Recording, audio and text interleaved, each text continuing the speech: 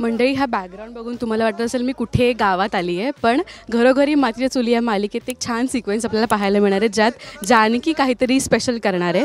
जानकी म्हणजेच रेश्मा माझ्यासोबत आहे आणि लग्नानंतर मला असं वाटतं हा दुसराच दिवस आहे बॅक टू वर्कचा. अजून मेहंदी उतरली नाही आहे बिचारीची.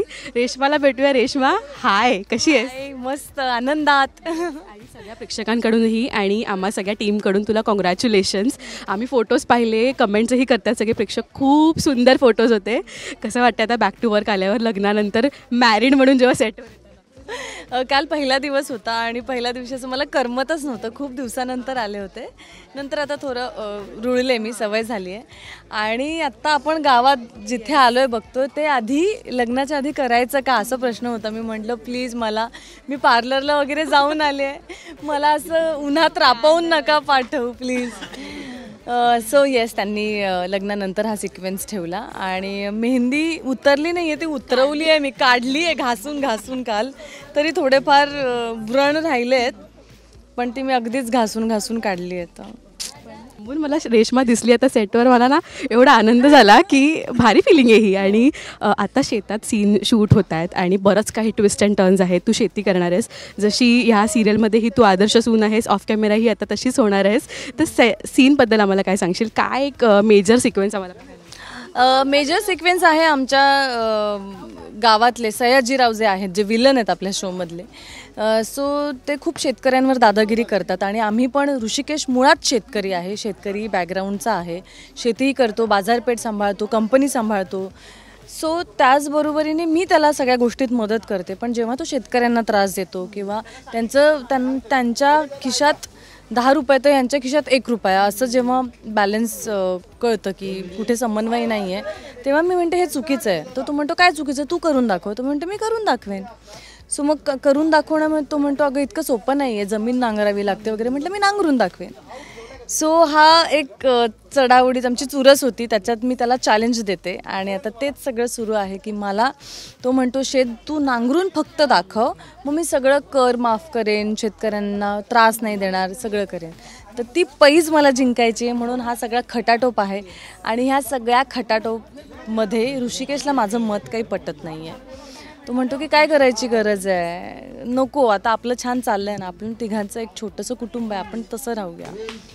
सो त्यामुळे मी एकटी आली आहे. इथे माझे खंडे आणि सर्जा आहेत, दिसत आहेत का? गेले हो, ते वात्रट आहेत हा जाम. मला असं वाटलं होतं की जरा काहीतरी बैलांचे कास्टिंग होईल, मवाळ किंवा असं होईल, पण ते ऐनवेळीचं कास्टिंग आहे. कास्टिंग ऐनवेळेचं कास्टिंग आहे ते. खंडे आणि सर्जा जाम आगाऊ बैल आहेत, ते खायला मिळाले की धावत सुटतात कुठेही. सो इथपर्यंत त्यांचं खाणं होतं, तर इथपर्यंत ते आम्ही पुढे पुढे सरकत. आणि ते सकाळपासून खात आहेत ग, सकाळपासून खात आहेत. मी म्हटलं चांगलं आहे, बघूया. जानकीला मुळातच चॅलेंजेस खूप आवडतात, तर तेच तिने आता घेतलं आहे मालिकेत. पण ऐश्वर्याला चॅलेंज केलं मी, आता सयाजीरावांना चॅलेंज केलं आहे. तिचं पण चॅलेंज घेतलं होतंस तू आणि ऋषिकेशला फुल ट्रेन केलं होतंस त्या सीनमध्ये. आणि आता आपण अशा ठिकाणी आलो ना की थोडंसं असं वाटतं की यार किती सुकून भरी लाईफ आहे इथे. पार बघा तिथे, तो पार बघा प्लीज, इथे दाखवा. मस्त झाड बघा वरचं, छान. मूवीजमध्ये बघितलं इथे मस्त पंचायत बसते, चावडी बसते आणि असं छान तिथे पारावर एक मस्त एक पडी टाकावीशी वाटते. हां बस, हे खूप माझ्या गावी आम्ही हेच करतो आणि हे माझ्यासाठी खूप गो टू प्लेस आहे. गावी आम्ही सतत जात राहतो, त्याच्यामुळे मला फारच आवडतं, भयंकर आवडतं. शेतकरी पूर्ण हा जो विषय आता जो आपल्यासमोर येतो दरवेळेलाच, तर मला असं वाटतं ही मालिका आणि हा एपिसोड्स तेही शिकवण देईल की शेतीला प्रमोट केलं पाहिजे. शेती कधी केली आहेस ह्याआधी किंवा नांगर फिरवल्यास? नांगर नाही फिरवला, कारण आता पहिले बैल होते, आता ट्रॅक्टर आहेत.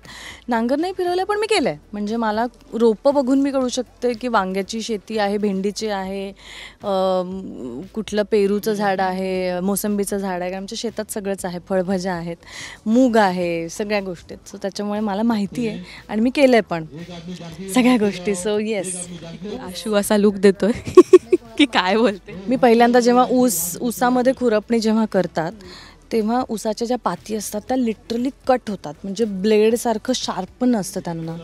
सो त्याच्यामुळे फुलभायांचे शर्ट, जे जुने शर्ट असतात काका मामा यांचे, ते घालायचे, बटणं लावायची इथपर्यंत, असे फुलभायांचे शर्ट घालायचे आणि ऊस तेव्हा खुरपणी किंवा ऊसामध्ये काम करू शकतो, नाही तर जाम कट होतात, हात कापतं. कठीण आहे आणि आपल्याला सगळं इझिली मिळतं म्हणून आपल्याला ते सिरियसनेस किंवा त्याच्या मागची गोष्ट आपल्याला माहीत नाही आहे. पण या निमित्ताने तुम्हीही ही गोष्ट आमच्यासमोर आणता त्यासाठी थँक्यू सो मच. आणि हे चॅलेंजिंग सीन आहे त्यासाठी ऑल द बेस्ट. आणि बॅक टू वर्क आली तर मलाही खूप छान वाटतं आहे. ऑल द बेस्ट या जर्नीसाठी आणि मालिकेतल्या जर्नीसाठी सुद्धा. Yes, thank you so much Atisha. Thank you. Yes, आता तुम्ही बघता आहात घरोघरी मातीच्या चुली, आमच्यावर खूप प्रेम करता आहात आणि तुमचं मनोरंजन कसं आणखीन वेगवेगळ्या पद्धतीने आम्ही करू शकतो याचाच प्रयत्न आहे आणि त्याच्यासाठीच हा एक सिक्वेन्स आहे.